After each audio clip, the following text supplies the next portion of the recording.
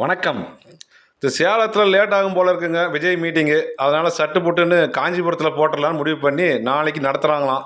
அதுக்காக அந்த கட்சியுடைய பொதுச் செயலர் புஷியானது முருகன் கோயிலுக்கு போய் வல்லக்கோட்டை முருகன் கோயிலில் போய் வேண்டிக்கினாராம். எங்கள் தளபதியை இந்த முறையாக நல்லபடியாக இட்டுன்னு வரணும்னு வேண்டிக்கினாராம். முருகன் புரிஞ்சிச்சா என்னன்னு தெரில. அவர் வெளியே சொன்னாலும் உள்ளே நினச்சிருப்பாருன்னா, போன முறை மீட்டிங் நடத்தி லொங்கடிஞ்சு லோலோன்னு தலைமறைவா ஓடினது போதும், இந்த முறை உன் புள்ளியை இந்த மாதிரி விட்டுடாதா முருகான்னு வேண்டியிருப்பாரு. ஏன்னா மனுஷன் தலைமறைவா இப்போ சுற்றுனது எல்லாருக்கும் தெரிஞ்ச விஷயம்.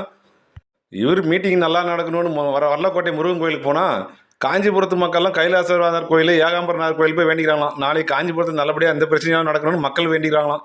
எல்லாம் ஒரு நகைச்சுவை காட்சியாக போயிடுச்சு இல்லையா? எனக்கு ஒரு டவுட்டுங்க. போன முறை திருச்சியிலேருந்து கரூருக்கு க்ரீன் காரிடார் அப்படி கொடுத்தா நான் வருவேன் அப்படின்னு கேட்டாருங்க. இந்த முறை சென்னையிலேருந்து காஞ்சிபுரத்துக்கு எதனா க்ரீன் காரிடார் கேட்டாரான்னு தெரில. அது என்னன்னு தெரியாதவங்களுக்காக சொல்கிறேன். அந்த மாதிரி பர்மிஷன் பிஎம் மாதிரி பெரிய பெரிய போஸ்டிங் தருவாங்க ஜனாதிபதிக்கு. இவரும் கேட்டிருக்கிறார் போல இருக்கு. அப்படி இருந்தால் ரோட்டில் ஆடு மாடு குதிரை எந்த உயிரினும் மனுஷன் யாரும் 1 கிலோமீட்டர் சுற்றி இருக்கக்கூடாது, எந்த வண்டி எதிரில் வரக்கூடாது, ஸ்பீட் பிரேக் இருக்கக்கூடாது, ஸ்வங்கின்னு ஸ்வங்கின்னு போயிடுவாருங்க. மின்னல் வடிவேல் மாதிரி. அந்த மாதிரி நான் கேட்டாங்களா கொடுத்தாங்களான்னு தெரியல. நாளைக்கு பார்த்தா தெரிஞ்சு போயிடும். சரி.